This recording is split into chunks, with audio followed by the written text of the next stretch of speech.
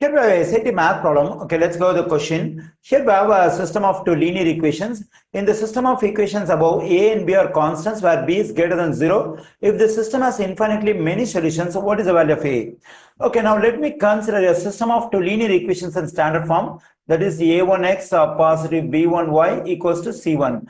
Actually, this is a linear equation in standard form. That is, we have the x term and y term on the left side and the constant on the right side. Let me consider another linear equation in standard form. That is A2x positive B2y equals to C2. If this system of two linear equations in standard form has infinitely many solutions, then the ratio of the coefficients of x, the ratio of the coefficients of y, the ratio of the constant terms must be equal.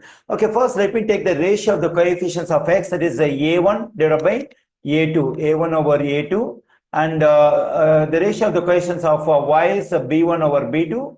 The ratio of the coefficients of constant terms is C1 over C2. All these three ratios must be equal if this system of two linear equations in standard form has infinitely many solutions. So the same concept we can consider in the given system. So in the given system, both the equations are in standard form because we have x term and y term on the left side, the constant on the right side. So the same thing we have on the second equation as well. Okay, since the given system has infinitely many solutions according to the information we have over here, so the ratio of the coefficients of x, the ratio of the coefficients of y, the ratio of the constant terms in this system must be equal. Let me write the ratio of coefficients of x, that is 15 divided by a. Now let me write the coefficients of ratio of the coefficients of y.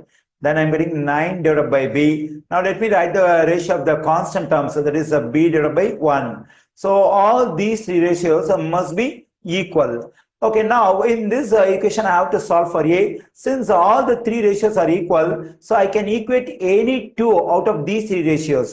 Okay, here if I equate this ratio and this ratio, so why should I consider the first ratio here? Because the first ratio contains a.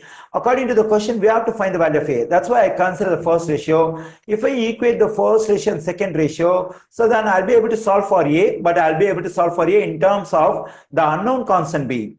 Okay, what if I equate the first ratio to the third one? Again, I can solve for a, but in terms of the unknown constant b. So if I want to solve for a, it's very clear. First, we must be knowing the value of b.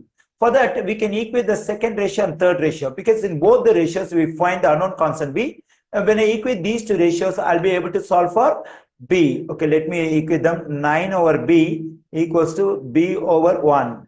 Okay, now what we can do is we can do cross multiplication. Cross multiplication means the numerator on the left side over here has to be multiplied by this denominator 1. 9 times 1 is 9, and the numerator on the right side has to be multiplied by the denominator on the left side. B times b is b square.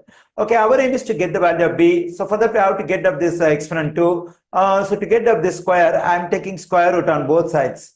Okay, let me do it. Whenever I take square root on both sides of an equation, for one of the square roots, I have to consider positive or negative sign. Usually we consider positive or negative sign for the square root which contains number inside. So this is a square root which contains number inside, that is 9. We can consider positive or negative sign for this one.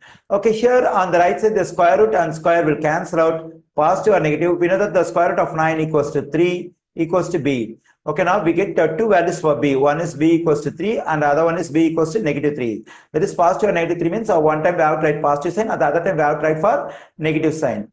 But the question says b is greater than 0. Since b is greater than 0, we can consider only this particular value of b, that is 3. We can reject this one because here the value of b is negative 3.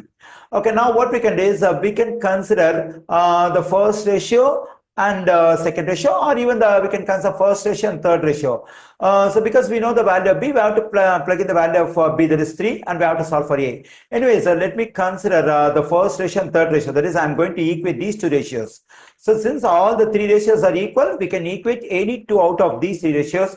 Let me equate the first and the third ratios. Then I'm getting 15 divided by a equals to b divided by 1. Okay, now to solve for a, let me take a reciprocal on both sides because since we have to solve for a, we have to get this a in numerator. For that, I am taking reciprocal on both sides. So the reciprocal of 15 over a is a over 15, and the reciprocal of b over 1 is 1 over b. Now let me multiply both sides by 15. So when I do so, this 15 will cancel out. Then I'm getting a equals to 1 over b. Actually, we know that b equals to 3. Now we can plug in 3 for b over here. 1 over 3 times 15.